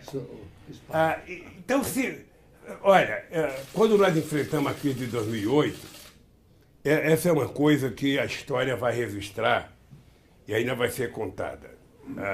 Nós tínhamos criado o PAC em janeiro de 2007. O PAC era uma coisa que eu resolvi criar porque eu não queria... Porque no governo o ministro inventa obra. Eu vou fazer tal obra. Eu falei, vamos parar com obra de ministro. Não tem obra de governo. Para fazer o PAC, a gente chamou os governadores, depois chamamos dos prefeitos da capital, depois chamamos dos prefeitos do interior. Foi um programa, sabe, construído, sabe, com muitas mãos. E foi um sucesso extraordinário de geração de emprego. Foi, acho que nunca antes na história do Brasil, houve tanto investimento em saneamento básico como houve naquela época. Aí eu acho engraçado, eu não sei, eu nunca perguntei para a Dilma por que ela mudou o nome de PAC para PIL. Porque quando eu lancei o PAC em fevereiro, em junho eu anunciei a Dilma mãe do PAC. Eu não sei por que de repente ela chegou em 2012, 2013 e criou um tal de PIL, que era um programa de investimento em logística, que foi fazer concessão. E qual foi um erro que cometemos? Entendeu? Impuseram uma taxa de retorno de 5%. Eu conversei com ela sobre isso. Está lembrado? Estou lembrado disso. E foi fazer licitação, não teve comparecimento, ninguém compareceu. Não foi, não houve. Aí levou 1 ano e 3 meses para refazer a proposta. 1 ano e 3 meses é 1/3 do mandato, filho. Acabou o mandato. Então você não pode perder tempo. Você não pode perder tempo. Então a crise de 2008, ela permitiu, sabe, que a gente mostrasse que era possível controlar, sabe, a economia se você tivesse vocação. Nós criamos um programa chamado Mais Alimentos. Sim, eu lembro. Vendemos 80 mil tratores. Era um programa para financiar tratores até 80 cavalos, para a gente dobrar a produção agrícola na agricultura familiar. O pessoal do Sem Terra deve conhecer bem isso. A gente queria que o cara que tivesse uma vaquinha que dava 3 litros de leite por dia, desse 6, que o cara que cortava 1 tonelada de goiaba, sabe, catasse 4, ou seja, Foi um programa de um sucesso extraordinário. Aprovamos, Eduardo, aprovamos que o programa Mais Alimentos, que era para vender máquinas, fosse estendido para a América Latina e para a África. Isso foi aprovado e foi lançado numa reunião no salão do Palácio do Planalto. 2 anos depois que eu tinha deixado a presidência, eu fui em Gana e o Mais Alimentos não tinha chegado lá ainda, porque o presidente estava uns 3 anos esperando essa desgraça que não foi. Porque a burocracia é uma doença. Você é amigo do Luciano, pergunta para o Luciano quantas vezes eu quebrei o pau por causa da burocracia. Eu sei. Demorava 275 dias para financiar um projeto. Ou seja, eu cheguei até a brincar, o BNDES só empresta dinheiro para quem não precisa. Se o cara tem, ele empresta. Se o cara precisa, não empresta. Mas os bancos públicos, eles são uma necessidade, porque se o governo não tiver um instrumento de contrabalancear a política no Brasil e construir e elaborar política econômica, o governo fica órfão de pai e mãe. As agências ocuparam o lugar dos ministros, né? Daqui a pouco você vai ser eleito presidente e vai ser um fantoche, porque não tem mais nada para você decidir. Então, eu queria te perguntar uma coisa, nessa linha. Você está falando dos bancos públicos, eu acho fundamentais. Eu só vi a experiência da China. Os bancos públicos e as empresas públicas, núcleo do investimento público. Essa combinação foi a que presidiu e assistiu o desenvolvimento do Brasil ao longo dos anos 50, 60, estou simplificando, 50, 60 e 70. E como é que você, na verdade, não discute no Brasil? Vai discutir economia, você tem que discutir como é que você faz a arquitetura institucional do crescimento, certo? É o que você está dizendo. Como é que você vai prescindir dos bancos públicos? Que o governo é um indutor. E para induzir, ele tem que, na verdade, ter o sistema de crédito na mão, ter o orçamento, evidentemente, que é público por natureza, e ter as empresas públicas para coordenar, puxar na frente o investimento privado, né? Eu estou vendo que tem muito economista conservador, por exemplo, meu amigo André Lara Rezende, que acabou de escrever que o investimento público não esmaga o investimento privado, ao contrário, ele induz o investimento privado. Isso é uma coisa tão elementar, é o que você estava falando. Você sabe que eu descobri o medo do sistema financeiro brasileiro da dívida pública bruta? Eu estava em Londres fazendo uma palestra, quando um banqueiro me chama para conversar e eu descobri que eles estavam preocupados era com o dinheiro que o governo tinha aportado ao BNDES. Sim. Essa era a preocupação deles. Eu falei, companheiro, o fato do BNDES estar colocando dinheiro é porque vocês não estão colocando. Se vocês colocarem, nós não vamos colocar. O sucesso do PAC foi esse. O sucesso do PAC, os estados e as cidades mais pobres, a gente colocava dinheiro do orçamento, e os estados mais ricos, as cidades mais ricas, a gente financiava. Olha, o pessoal, vocês podem ajudar muito, ou seja, é preciso parar com essa idiotice, sabe, de falar tanto em medo de dívida. Quando você tem uma dívida, porque você jogou dinheiro fora, ela é perniciosa. Mas quando você tem uma dívida e o resultado dessa dívida é um ativo novo, sabe? Porra, você faz uma estrada, você vai pagar ela com pedágio, você vai pagar ela com mais trânsito, você vai pagar ela com mais carga. Você faz um porto, a mesma coisa, você faz uma ferrovia. Vamos parar com essa idiotice. A dívida americana era 50 e pouco por cento, depois daquilo está 107, 110%, a da Itália 130%, a do Japão não teve, a do Brasil, nós controlamos ela. Agora que eles abriram mão dessa dívida, porque não tem controle nem das cuecas, esse governo. Sabe? Mas a gente sempre teve cuidado. E não tem nenhum problema se você tem uma dívida e o país está crescendo. Acontece que o sistema financeiro não quer que você coloque dinheiro noutra coisa, a não ser, sabe, neles. É isso que eles querem. Todo o dinheiro é para, sabe, ter que vender títulos para nós e depois pagar os nossos títulos, a taxa de juros que nós quisermos. Mas esse país não vai dar certo. Não vai dar certo. Não vai dar certo. Não vai dar certo. Deixa eu te Eu falar tenho uma coisa. consciência, Eduardo, eu tenho consciência do papel dos bancos públicos. Na campanha de 89, essa é a vantagem de você perder muita eleição, porque em 89, 94, o problema era que o Estado gasta demais com a máquina pública, e eu pegava estudo da Suécia, da Finlândia, da Noruega, Todos os países desenvolvidos têm uma carga tributária muito maior do que o Brasil e o Estado gasta mais com a máquina pública do que o Brasil. Porque você não melhora a educação se não tiver mais professores, você não melhora a saúde se não tiver mais médicos, você não melhora, sabe... E o dinheiro não some, o dinheiro não é gasto como as pessoas imaginam. A saúde gastou 120 milhões. O dinheiro vai parar na mão de gente, e deixa como legado o hospital, deixa como legado o remédio. Por que eu empresto 5 bilhões para a Gerdau? E é investimento. E eu empresto R$1.000 para um coitado aposentado do cheque consignado, é gasto. Ô, você não tem noção, Eduardo. Eu era criticado. O Lula está dando dinheiro para pobre, eles estão comprando Viagra. Porra, eu quero mais é que o cara compre um Viagrinha, o cara com 70 anos tem um Viagrinha de vez em quando, ele vai ao paraíso. Sabe? Eu vou me importar. Aí ele está gastando com o neto dele, porque ele está emprestando ele. Mas você acha que eu vou procurar saber se o cara... Eu quero saber o seguinte, o cara pegou o dinheiro e pagou o dinheiro, está resolvido o meu problema. Quem é que vai se importar com o que fazem os ricos com o dinheiro? Eu lembro quando nesse país se criou aquela política de florestamento, de plantação de eucalipto. Eu lembro que no Vale do Jequitinhonha o Geisel financiou 1.275.000 hectares dado aqui no Panego produzir carvão vegetal. O nego plantava 10 pés de eucalipto na beira da estrada e por detrás ia criar gado, com o dinheiro do governo. O nego não plantava eucalipto. Então, eu queria dizer para vocês duas coisas em respeito que eu tenho por vocês.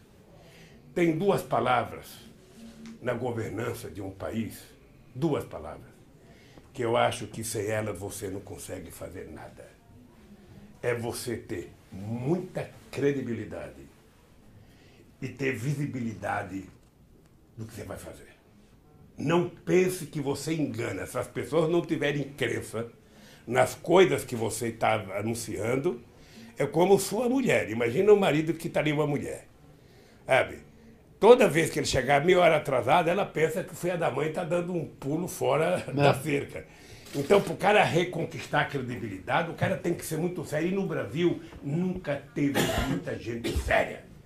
O Delfim Neto, que é nosso amigo, você sabe que eu passei 30 anos falando mal do Delfim Neto, e depois, quando eu virei presidente, eu virei amigo do Delfim Neto. Mas o Delfim Neto era um que brincava muito com a economia. Ele achava que podia enganar todo mundo. Ele achava que podia fazer acordo e não pagar, fazer as coisas. Sabe que nós almoçamos toda semana, né? Mas ele é um prodígio. Eu gosto muito dele. Eu aprendi a gostar do Delfim. Eu também gosto. Eu não estou gostando da puxação de saco dele do Temer, do governo do Temer, não estou gostando. Mas de qualquer forma, esse que vos fala aqui, Eduardo, tem uma coisa que é o seguinte. Eu aprendi que eu só posso exigir respeito de você se eu te respeitar. É condição básica para a gente viver de forma civilizada. Então, se você não tiver credibilidade, as coisas não funcionam. Não funciona. Não adianta eu falar, cantar em prol de verso, que não vai acontecer. As pessoas têm que acreditar no que eu estiver falando. Por isso é que em dezembro de 2008, não sei se vocês se lembram, eu fui para a televisão pedir para o povo comprar. Eu lembro bem. Teve uma pesquisa internacional que mostrava que o comércio estava caindo, o povo não está comprando, o povo está com medo de perder o emprego. Eu fui para a televisão e disse o seguinte, é verdade que você pode perder seu emprego.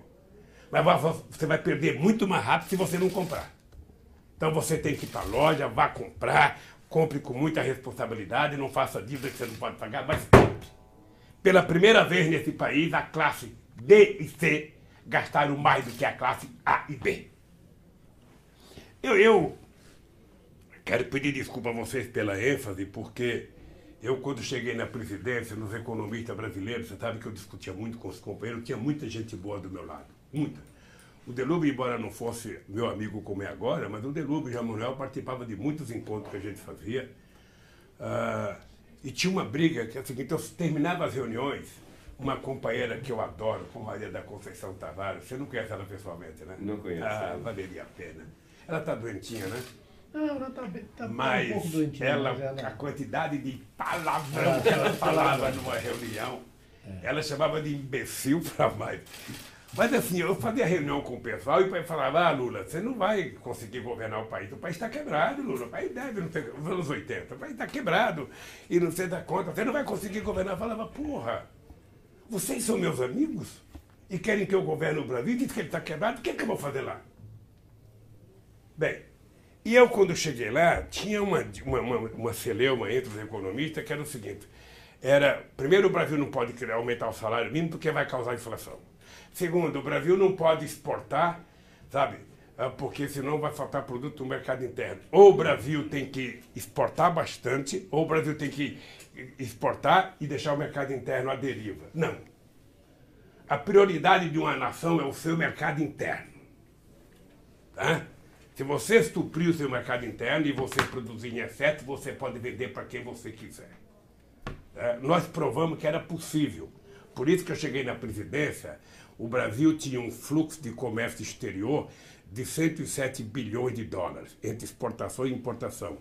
Nós chegamos em 2011 a 482 bilhões de dólares. Nós tínhamos aqui, só para você ter uma noção... Corrente de comércio. Hein? A corrente de comércio. Eu falo fluxo entre exportação e importação. Você imagina naquele público de Davos. Eu falando de fome. Aquela gente... Conceito abstrato para todo mundo. Aquela gente nem sabia o que era. Sabe? Eu quase que levo uma lombriga roncando para ele saber o que era fome. Porque o pessoal não sabe, a fome é uma doença que quem está ouvindo não sente. E o cara que está falando, necessariamente, ele não tem que ser um magérrimo, não. Ele pode estar razoável e estar com fome. E estar num briguinha maior, comendo a menor, aquela briga interna ali. Bem, aí eu fui lá fazer o debate. E eu falei para o Celso Amorim, Celso, nós precisamos mudar a geopolítica mundial, Celso. Não é possível que um país do tamanho do Brasil, sabe, ninguém respeita o Brasil, ninguém leva a sério o Brasil, ninguém. Nem Argentina, nem Venezuela, nem... Todo mundo aprende que o Brasil é um bobão. Nós precisamos fazer o Brasil ser respeitado, Celso. Então é o seguinte, olha, eu aprendi. O Brasil nasce com a bunda virada para a América Latina. O Brasil não dá a menor importância para a América Latina e para a América do Sul. Apesar de ter fronteira com 10 países, quase 16 mil e poucos quilômetros de fronteira seca, não dá a menor importância. O Brasil não vê a África, o Brasil vê, sabe, a Europa. Ele passa o olho por cima assim, nem faz questão de não ver a África. E o Brasil fica, como está agora o presidente, lambendo a bota. Eu lembro do Malan e do Cavalo disputando quem era mais amigo dos americanos. Eu lembro do Fernando Henrique Cardoso lambendo a bota do Clinton, que nos empurrou o projeto Sivan. Eu lembro disso. Eu assisti esse... Eu lembro, as pessoas brigavam, quem é que vai tomar café com o Clinton? Quem é que vai tomar café com não sei quem? Quem é que vai tomar café com não sei quem? E eu falava o seguinte, então, Celso, nós precisamos mudar essa lógica. Primeiro, nós vamos cuidar da América do Sul, que é o nosso quintal mais próximo. Por isso que quando eu ganhei a primeira eleição, a primeira viagem que eu fiz foi para a Argentina, depois para o Chile, sabe? E nós vamos visitar a África. Eu fiz 30 e poucas viagens para a África. E a África, o Brasil tem que viajar, sabe, com o propósito de praticar solidariedade, transferir coisas que o Brasil pode transferir. Por exemplo, eu levei para Gana a Embrapa, já não está mais. Por quê? Porque a savana africana tem a mesma capacidade produtiva do cerrado brasileiro. Eu levei para Moçambique uma empresa, sabe, de produção de remédios retrovirais para combater a AIDS, para tentar produzir para a África inteira, financiada pela Fiocruz. Eu levei uma universidade aberta para Moçambique. A última vez que eu fui, tinha 900 alunos. Tudo isso acabou. Tudo isso acabou. Porque você não pode fazer negócio com a África esperando só retorno financeiro. Você tem que fazer... Eu fui à União Africana, quando a mulher do Zuma era a presidenta. Eles criaram um programa chamado FIDA, que era um programa de infraestrutura que envolvia 360 bilhões de dólares. Então eu fui lá para tentar convencer essa senhora de que ela deveria convocar na reunião africana, que tinha muita credibilidade e respeito no mundo, convocar todos os bancos de desenvolvimento do mundo e convocar os principais empresários de infraestrutura dos países mais importantes do mundo para ela fazer uma apresentação daquele programa para a gente poder começar a resolver, numa escala de prioridade, a questão energética. Tem país que só tem 30% de energia para servir o seu povo. Sabe, você pega Guiné-Bissau, sabe, não tem energia durante o ano inteiro. Como é que você vai se desenvolver se não tem? Bom, isso não aconteceu. Na América Latina, a gente tinha que vencer primeiro o respeito que a gente tinha que ter com a Argentina, porque o Itamaraty vivia contando piada de argentino e a Argentina vivia contando piada de brasileiro. Eu falei, vamos parar com essa bobagem, vamos mudar o nível aqui, vamos tratar a gente como gente. E aí foi uma coisa extraordinária. A balança comercial, quando eu cheguei na presidência, era de 7 bilhões de dólares entre compras e vendas. Chegamos a 36 bilhões de dólares. Veja um dado. O Mercosul, em 2002, tinha 10 bilhões. Em 2013, chegou a 49 bilhões. A América do Sul tinha 15 bilhões. Em 2013, chegou a 74 bilhões. A América Latina e Caribe tinha 20. Em 2013, chegou a 94 bilhões. A União Europeia tinha 20, chegou a 98. A China tinha 4, chegou a 83 em 2013. Os Estados Unidos tinha 25, chegou a 60. E a África tinha 5, chegou a 28 bilhões e meio. Aqui não estão os países árabes. Ora, como é que nós fizemos crescer? Você conhece o Furlan? Conheço. É viajando, é mostrando, sabe? Eu tinha na imagem a figura do mascate. Aquele cara que chegava na tua casa, sabe, batia palma com um monte de sacola na mão, tua mãe saía para atender, o cara tirava uns pacotes de pano e tal, aí, pá. Eu sei que a minha mãe não queria, mas voltava para dentro com um paninho enrolado, sabe? Eu falei, fulano, nós temos que vender, ninguém vai comprar por causa dos nossos belos olhos. Os nossos grandes parceiros estão aqui na América do Sul, onde a gente pode exportar produto manufaturado, onde tem valor agregado. A África, a indústria automobilística, eu disse para a Pacute, a gente agora precisa brigar com a indústria automobilística que os carros para exportar para a África tem que ser do Brasil e não das matrizes. Então, eu acho que nós temos que discutir, companheiro, a coisa mais pão, queijo. Pão, queijo. Eu lembro que quando eu cheguei no governo em 2002, sabe quantos carros eram vendidos no Brasil? 1.700.000 carros. Você sabe em 2010 quantos venderam? 3 milhões e 600. Mas caiu para 2 agora. Caiu para 2. Meu caro, é o seguinte, a indústria automobilística se portava como canalha. Eu falava, vocês querem vender carro, baixa o preço e aumenta a quantidade de prestação. Aí o meu pessoal da economia falava, não, Lula, mas você não pode vender em 60 meses, porque o carro desvaloriza, e o povo quer vender. Eu falei, ô Guido, desculpa, quem quer vender carro todo ano é classe média alta. Claro. O pobre, se ele tiver um carrinho velho e ele não tiver gasolina para sair do domingo, ele empurra para fora e vai com a família inteira lavar a calota, lavar o para-choque, como se fosse uma bunda do filho pequenininho, bem carinhosamente. É um status o cara querer ter um carro. Então, a empresa tem que vender a um preço que ele possa pagar. Presidente. E aí, fizemos uma grande revolução. É uma reforma. Ademais, eu queria terminar o seguinte, olha, é pura ilusão acreditar que os Estados Unidos vai ajudar o Brasil. Não vai. Na história, Nunca ajudou. na história Nunca da ajudou. criação dos Estados Unidos, que foi 8 anos antes nossa, e na nossa história, não há um único momento em que os Estados Unidos ajudou o Brasil, a não ser o Zé Carioca, que nos deram aqui, e a não ser a gente ser o primeiro a falar na ONU. Eles não têm interesse que o Brasil seja protagonista na América do Sul. O Brasil tem que ser o grandão bobo, em que eles mandam e a gente faz. Eles dão ordem e a gente cumpre. É isso que eles querem. Eu vou contar só um caso aqui para... Dia 10 de dezembro de 2002, eu já eleito presidente, eu fui aos Estados Unidos conversar com o Bush. O Bush estava sequioso pela guerra com o Iraque. O negócio dele era o terrorismo. Né? Ele estava dessa cor aqui, assim, sabe? Nervoso, e falava. Aí, quando terminou de falar, sabe, eu falei, olha, presidente, deixa eu lhe contar uma coisa. Primeiro, o embaixador que cuidava da agência, que cuidava de armas químicas, era o embaixador brasileiro. E ele disse que não tem armas químicas no Iraque. Vocês tiraram ele, Fernando Henrique Cardoso cedeu à pressão, tirou ele e colocou um cara que os americanos queriam que dissesse, que era um japonês, que dissesse que tinha. E eu falei, então, presidente Bush, deixa eu dizer uma coisa. O Iraque fica a mais de 12 mil quilômetros do Brasil. Eu não conheço Saddam Hussein pessoalmente, eu não tenho nada contra ele. Agora eu tenho um inimigo que eu preciso vencer, que é a fome no meu país. Eu vou dizer para você, não tem guerra contra o Iraque. Para mim, a guerra é contra a fome no meu país. E nem por isso perdi a amizade com o Bush. O Bush foi um cidadão que tratou o Brasil com muito respeito.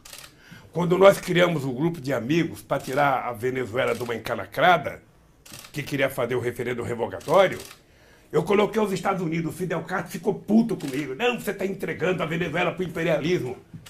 Eu sabia que eu conhecia mais de política do que Fidel. Ele conhecia muita coisa mais do que eu, mas de política, de disputa eleitoral, eu sabia mais, porque eu tinha perdido muita eleição. Aí, eu falei, ô Fidel, sabe por que tem que estar os Estados Unidos?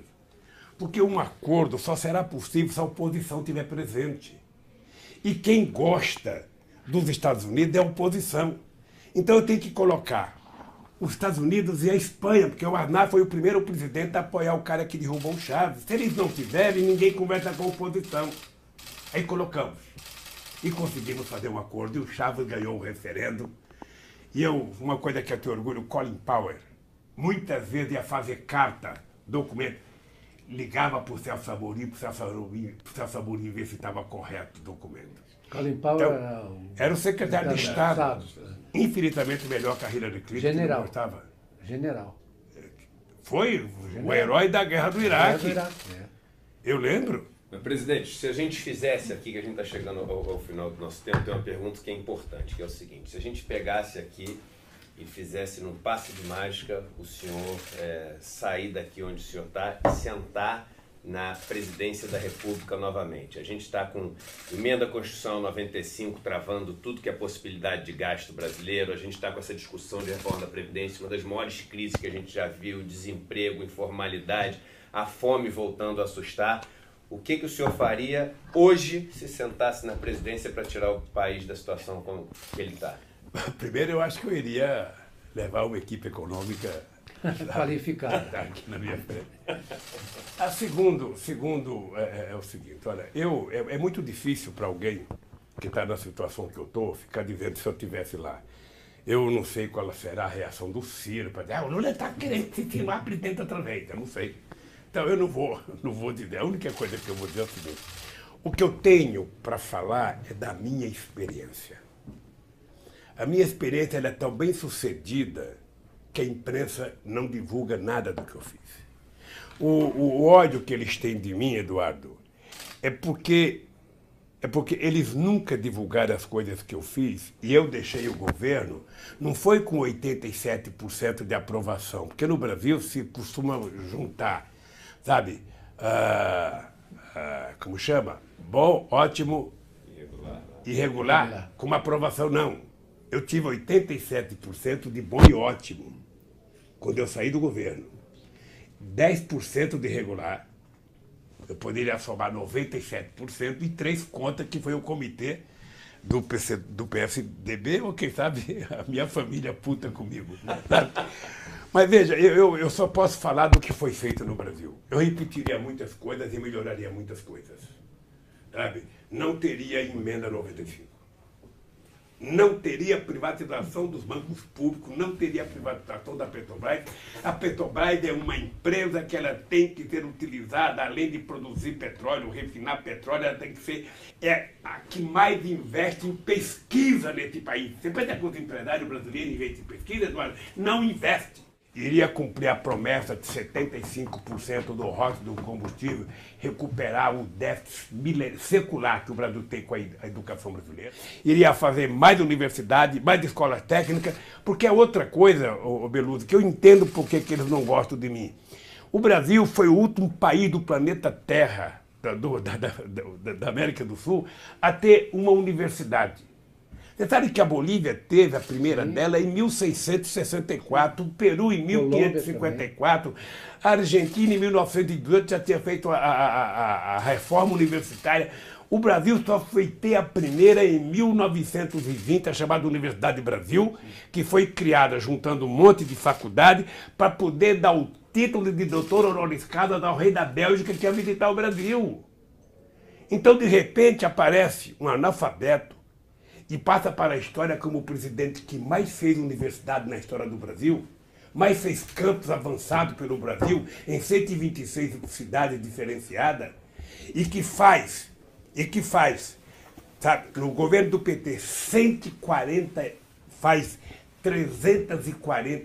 430 escolas técnicas, no meu governo 214 em 8 anos, contra 140 feitas num século. Então, como eu não pude estudar, Eduardo, eu acho que não há no mundo país que se desenvolva sem estudar. O povo tem que estudar. E custa caro, e o Estado tem que financiar. É a coisa que dará retorno mais rapidamente. Agora, o que é que nós precisamos? Nós precisamos que mais gente como vocês falem. Mais gente como você. Nunca foi entrevistado na Globo, né? Nunca. Você nunca foi na Globo News? Não, fui quando eu estava no mercado financeiro. Depois nunca mais me chamaram. Eu acho fantástico, sabe? Eu acho fantástico que um jovem como você... Eu tenho pedido para o pessoal, sabe, convidar você para debate, e tenho pedido para o pessoal não ficar só o PT discutindo, chamar mais gente, porque nós precisamos colocar essa gente nova para fazer política, sabe? E como é que a gente vai mudar esse país? Agora mesmo eu estou vendo o cara da Ambev, como que é o nome dele? Lema. Ele agora é nós já tivemos o caçador de Marajá, já tivemos o caçador, agora é o caçador de presidente. Ele vive tentando inventar quem é que vai ser. Agora estão trabalhando, não sei se o Luciano Huck, para ser candidato a presidente, ele vai fazer do Brasil o caldeirão do Huck. Sabe? Essa gente não tem noção do que é governança. Não tem noção do que é governança. Sabe? A arte de governar é a arte de você estabelecer relação com diversos. Sabe? É você provar que você pode ter uma diversidade de relações extraordinária. Sabe, no mundo, eu digo sempre, Eduardo, eu sou muito agradecido a figuras como o Tony Blair e o Gordon Brown, que me ajudaram muito. O Gordon Brown não ficou nervoso comigo quando ele veio aqui discutir a crise de 2008, e eu falei para ele, Gordon Brown, diga para o seu povo lá que essa crise não é causada nem pelos negros brasileiros, nem pelos índios. Essa crise é oriunda dos olhos verdes da Europa, porra. Bem, depois eu tive que responder em muitos debates que eu fui fazer esse negócio lá fora. Mas a verdade é que a crise ela surgiu no coração do sistema. Eu estava no Panamá quando aconteceu o subprime. Até hoje eu não sei se foi resolvido o problema das casas, dos pobres que perderam a casa. Não. Mas o problema do Lehman Brothers, do sistema financeiro, eu não sei se já está. Quando eu saí da prisão, estava por volta de 14 trilhões de dólares. Agora eu vou ouvir você falar em 25 trilhões de dólares e não resolveram. Deixa eu te falar uma coisa. O presidente do Banco Central Europeu, o que ele disse? Olha, já fiz o que era possível. Agora os governos precisam começar a gastar na infraestrutura para gerar emprego e recuperar essa economia. Mas você veja o negócio, senão você não quer fazer uma dívida de 10 milhões para colocar jovens na universidade e você gasta 25 trilhões para salvar um sistema financeiro? A crise da Grécia, quando começou, você resolvia com 30 bilhões, chegou a 190. Agora, quem era o credor da Grécia? A França. Era para salvar o sistema financeiro francês? Sim, então, a França, os bancos alemães. Então, deixa eu te dizer uma coisa. Olha, eu estou convencido que é possível governar esse país, fazer endividamento, fazer investimento em infraestrutura, como vinha sendo feito nesse país, voltar a aumentar o salário mínimo, sabe, a inflação, mais o crescimento do PIB, como nós víamos fazendo, sabe, manter política de transferência de renda, porque o mundo vai caminhar para que a transferência de renda se transforme em política definitiva no mundo inteiro. Sem dúvida. Porque com o avanço tecnológico, eu quero saber em que é que vai dar emprego. A Previdência tem que começar Sabe? antes. Então, sabe o que Tem começar acontece? na Nós vida agora, ao das invés de pessoas discutir jovens. economia, precisamos discutir o ser humano. Isso. Quem vai cuidar do ser humano? Quando ele não precisar. Eu estava lendo um material sobre o Vale do Silício, o cara pega uma pena e começa a produzir carne de frango. Sabe? Olha, daqui a pouco você vai chegar no laboratório, olha, me faz 3 lasanhas para minha família e sai com um comprimido para cada filho. Que mundo é esse? Quem vai gerar emprego?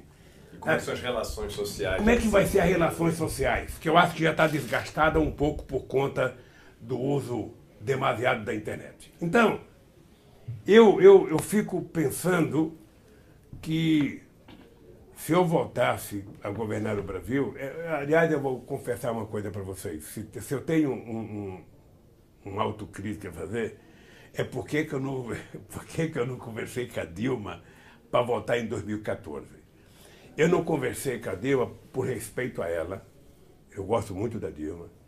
Segundo, porque ela queria ser candidata. E se ela queria ser candidata, ela tinha o direito, não era eu que queria impor ao partido tirar a Dilma. Posso fazer uma pequena observação? Depois eu só uma acho. pequenininha. Pode, querida. Que nós fomos conversar com você porque o Roberto Setúbal, que tinha grande admiração por você, Roberto Setúbal banqueiro, nos pediu para que você fosse candidato. Você lembra disso? Eu fui com o Mino Carta conversar com você. Veja, lembra disso? Eu nunca tive tanta gente querendo que eu fosse Desculpe eu candidato. ter Eu lembrado posso te disso. dizer hoje aqui que era quase 100% do PIB que queria que eu fosse candidato. Isso.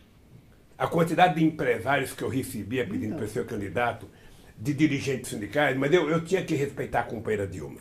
Não, eu acho que você está certo. Se a Dilma tiver. E depois ela tinha também os companheiros dela que queriam que ela fosse.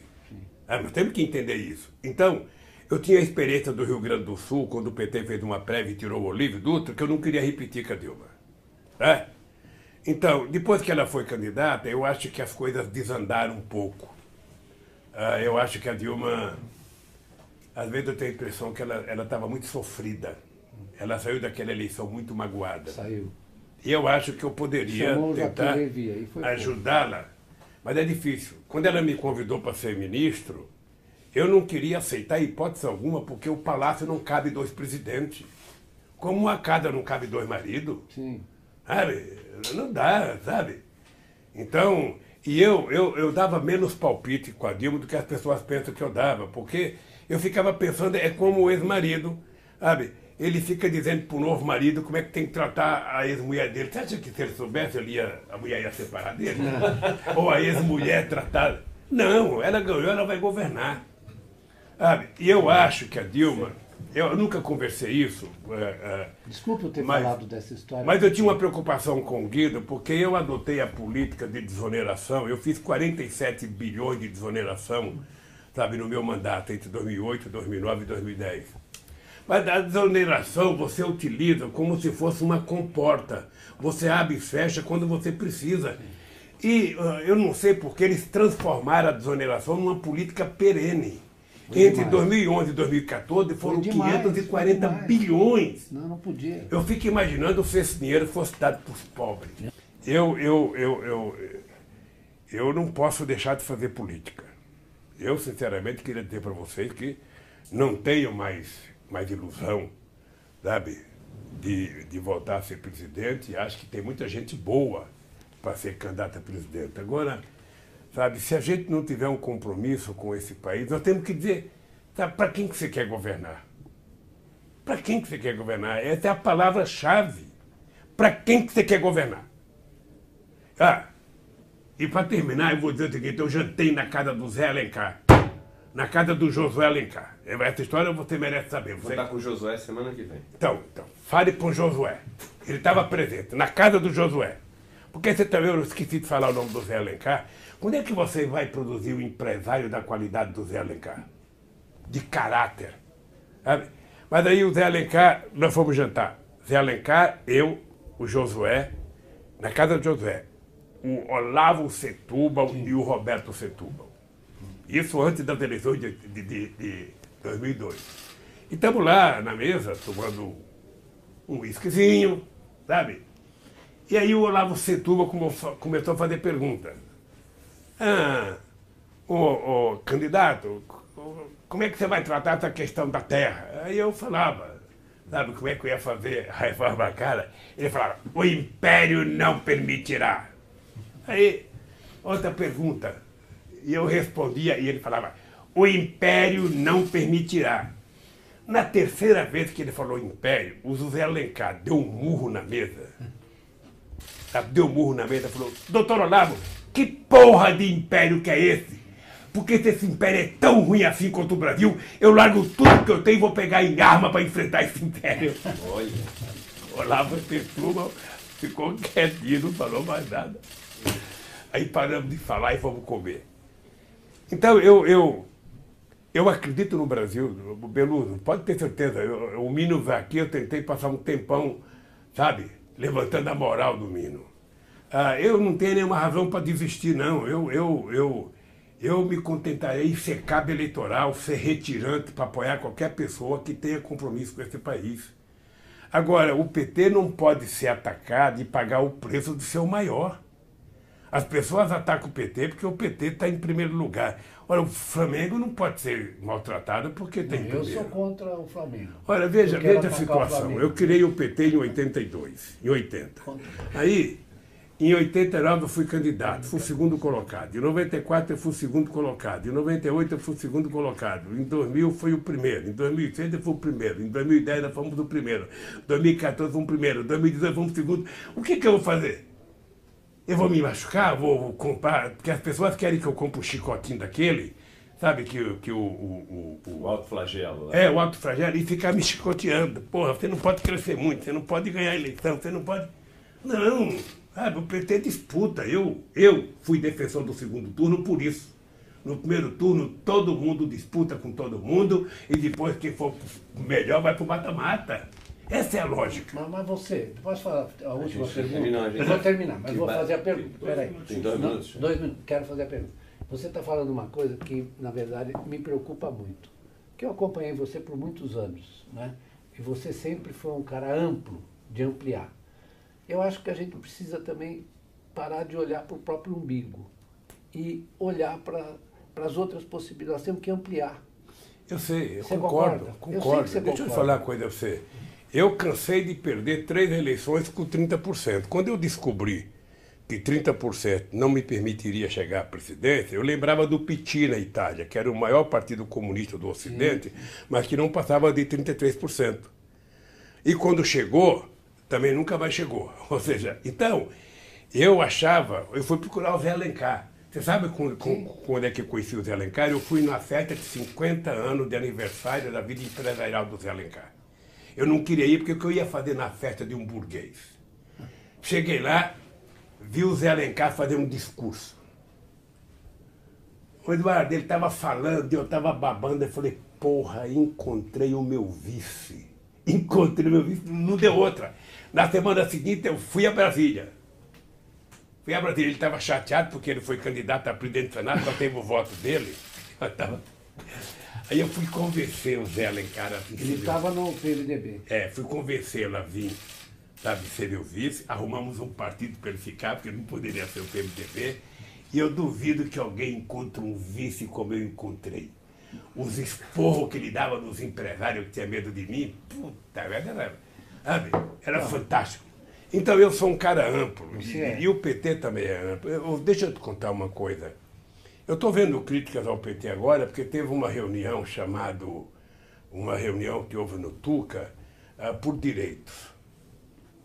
Tá? Eu vou lhe contar. A Gleice veio aqui, e ela me contou da reunião. Falei, Gleice, você tem que ir. Você tem que levar o Aloysio Mercadante, você tem que levar o Boulos, tem que levar o Haddad, mas você tem que levar a Dilma.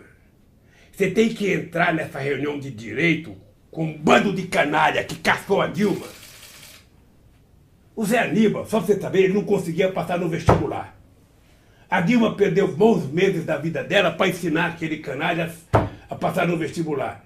E depois, quando eu vejo o voto dele no Senado, caçando a Dilma, eu não acreditei que pode ter um ser humano tão escroto assim. Ele estava lá convidando a turma do direito. Olha, com que direito você vai discutir isso com o Fernando Henrique Cardoso? Com o Zé Serra, que criou a emenda 95, que ligou para a Chevron, olha, não entra na concorrência não, que nós vamos destruir o que esses caras estão fazendo. Que direito que eu vou discutir com eles? Não é por conta de Lula livre, não, que ninguém anunciou o PT, e mesmo os petistas não tem obrigação de gritar Lula livre, não. Eu é que me lasco aqui, que prova a minha inocência e vou provar. Quero desmascarar o Moro, que ele é mentiroso. É duro dizer isso, mas o Moro é mentiroso e o Dallagnol é um canalha. Eles pensam que eu não sou um cara vingativo, eu estou bravo, mas eu não tenho ódio, não. O meu ódio é 1 segundo. Eu sou um cara que quer ir para o céu com muita tranquilidade. Mas eu não posso permitir a mentira que eles contaram pelo país. E eu não posso permitir o Fernando Henrique Cardoso ter o papel que ele teve na história.